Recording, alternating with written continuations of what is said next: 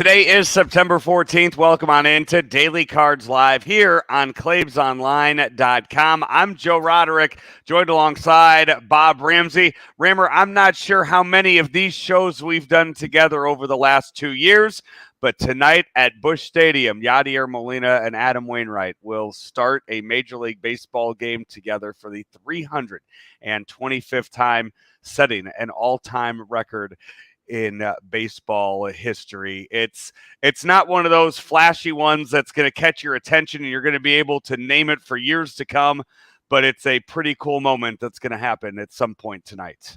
Well, I'll be honest, I wasn't aware of Lolich and Freehand holding the previous record until the last year or so when we started talking about it. Prior to that, I'd never heard of it. And so in the future, people may not remember this unless they start doing a little bit of a deeper dive on these two great players, Molina and Wainwright. These are the kinds of records that you can't imagine will ever be touched unless there's some sort of seismic shift in baseball somewhere down the road. Yeah, it is. As you mentioned, it's the record tonight will be they will break Mickey Lolich and Bill Freehand of the Detroit Tigers, which is I believe I read a 47-year-old record. So it's not entirely. It's not one of those back to the 1900s. I mean, we're not talking old Hoss Radburn type of stats here. Modern baseball with that. So it is it's one that has happened within some people out there, your lifetime, I guess I could say, that has happened. And first, I mean, do you remember anything about either one of those guys? Yeah, of course. Lolich had two great years, sort of the last third of his career. One of them was 1968. And when the Cardinals faced the Tigers, Denny McLain had won 30 games that year. And all the media was talking about Denny McLain. And Roger Maris, who had spent his career in the American League, told his teammates, I might not get the quote exactly right, but he told the Cardinals, forget that scouting report. The one we got to worry about is that pudgy left-hander. Mm-hmm. And Lolich was really good for a couple of years, but in those days, 35 starts a year, 300 innings. And after he really had a huge workload 2 years in a row, his numbers started to drop off a little bit, although he kept taking the ball every fifth day. Bill Freehand was a big guy, 6'3" or so. Had a couple of several good offensive years. He's kind of that old school catcher, leader type guy. And the Tigers went from being really bad to world champions in 68. And both Lolich and Freehand were there in that long rebuild up to 1968. It's Bill Freehand passed away just about a year ago, August 19th, 2021. It's amazing the size of catchers back then. When you mention a guy like Bill Freehand, I mean, Johnny Bench was a huge guy, Carlton Fisk, a big guy. And nowadays you just don't see that with that catcher's position anymore, with just the wear and tear on those on their knees. That I don't know how those guys back in the day weren't having it. I mean, I know they're not walking around the best, those that are still alive, but still, it's just not something you see out of that position. Yeah, another big guy of recent memory was Joe Mauer, but injuries started to take the toll on him, and he had to go to DH and first base primarily. Yeah. So that proves your point. It's hard for those big guys to do it. Yeah, Mike Piazza was a tall guy too, I believe. What was he? No, not that big. He wasn't? Okay. No. I know big power hitter, but I didn't know how tall or whatever it was. Here's some other fun stats. MLB.com had a really nice article, stats and facts on Yadier, Molina, and Adam Wainwright as they reach this. Of course, Mickey Lolich and Bill Freehand were 324 starts all time for them. Most recently, names that you might recognize: Warren Spahn and Del Crandall. They were at 316. Red Farber and Ray Schalk, and then Don Drysdale and Johnny Roseboro were at 283. If you just look at the divisional era, since 1969, here is how much more impressive this might be. That 325 tonight, do you have any idea who number 2 is on the list since 1969, since the divisional era? In the divisional era, I wish I had time to kind of go through all the teams. It might be Fisk and somebody. Steve Rogers and Gary Carter of the Expos. Rogers with the Expos. Oh, yeah, good one. In 270. And then if you break it down even further and go since the wild card era, this one might be a little surprising. Well, I should say the team is not. The combo might surprise Contreras you. And I can't think of him. Well, since the wild card era in 1995, it's Tom Glavine and Javi Lopez. They are at 232. Oh, I thought Contreras and one of the Cubs pitchers were there. They are the actual current. They're number 2. If you talk about active, it's Kyle Hendricks and Wilson Contreras. They are at 105, and however many starts they get this year, that's not going to be the case next year. Wilson Contreras is most likely going to be gone.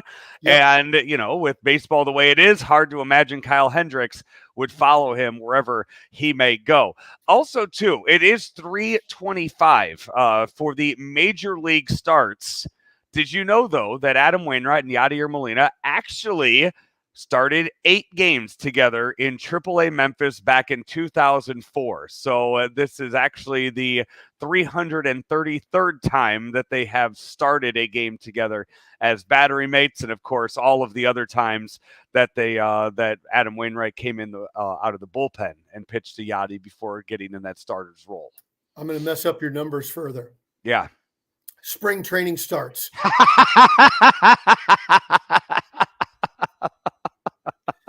Yeah, those 1 or 2 innings down in Jupiter, Florida. That's, when we work with Joe West, it's 54-60. That's regular season games.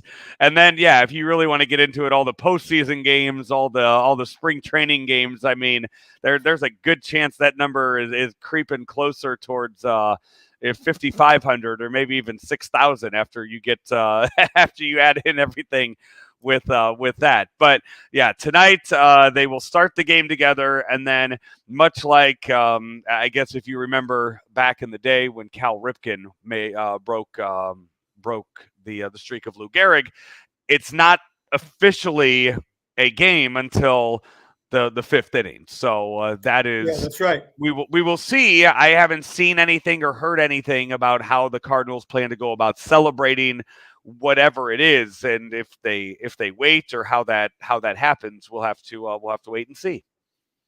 It'll be fun to watch tonight. Yeah, absolutely. It'll be even more fun if the best way to end this story is a complete game victory for Wainwright. Which we've seen him do. That's where you put a bow on it and say, this is the headline and the story. How many times have we seen Wainwright on days like this, on events like this? He just comes out and he just shoves one for 9 innings and just pitches like, I mean, Hall of Fame level Adam Wainwright. Yep. And let's hope for that tonight. It'll be a lot of fun. And also to kind of strike down any hope the Brewers might have in the back of their mind of catching the Cardinals. They win tonight, they'll go 6 games. Man. Yeah. It's hard, but it's doable. I was talking to their play-by-play guy today, and talked about they got to put that out of their minds, chase that wild card, but mainly just keep winning games. But they're going to get after it tonight, just like they did last night. That Brian Anderson? Oh no, or the different guy. The TV guy, Jeff. His name escapes me. I know Levering, right? Is that Levering. There you go. Good. Yeah. Good nice. Hey, lineups are not out yet for tonight, but I was very interested to see. I didn't start watching the game yesterday until about the 2nd inning or so to see Tyler O'Neill down in the 9-hole, batting 9th for the Cardinals yesterday. Ali Marmol has really just flipped this lineup around a lot this year, aside from 3 Goldschmidt, 4 Arenado. It has been all over the place. What are your thoughts on Tyler O'Neill coming up 9th? Hit better than 220, and then you'll probably climb in the order. Yeah. You're hitting 220, 225, whatever it is. But there aren't many other guys hitting it. I still would probably have preferred Nootbaar hitting 9 because it looks like he's ready to start drawing walks again. He did the other night. And so I kind of liked him there, but it looked like Ali paid special attention to try and split up lefties and righties. Mm-hmm. And so Dickerson, Pujols, Nootbaar, Molina, and then it was O'Neill. Had he put Nootbaar down there, it'd have been Nootbaar Donovan. I could be way off. That might have had nothing to do with it.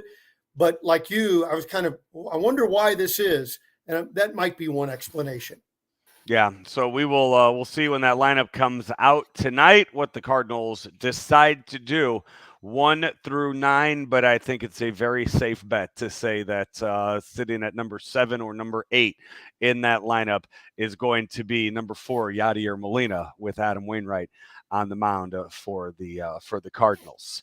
Last, they will face the Brewers today. 2 more games later on this season against the Brewers after their West Coast road trip. That West Coast road trip got a little interesting yesterday as the Los Angeles Dodgers have clinched the NL West. Really nothing to play for at this point. They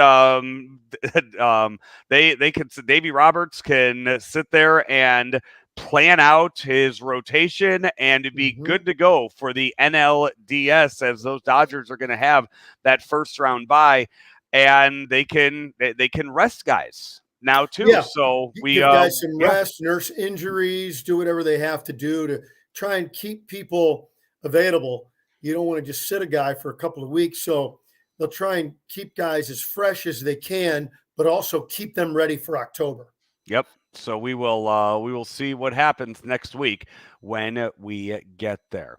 Hey, this has been another edition of Daily Cards Live right here on ClaibsOnline.com, brought to you as always by Royal Banks of Missouri and Mungenast St. Louis Acura. Hey, check out Mungenast St. Louis Acura online at stlouisacura.com, serving the St. Louis area since 1986, the nation's only 30-time Acura Precision Team winner. See everything they have there on their lot and all of the other Mungenast lots when you go to stlouisacura.com.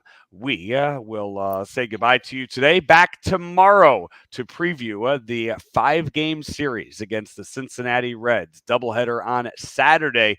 Makeup game from that rainout right before the All-Star break. So another 5-game series for the Cardinals this season. He is Bob Ramsey. I'm Joe Roderick. We will talk to you tomorrow. From our roots in St. Louis, Royal Banks of Missouri is branching out to continue serving you with our locations in St. Charles, Jerseyville, Granite City, and now in Hannibal, Center, and New London. Royal Banks of Missouri, the community bank in your community.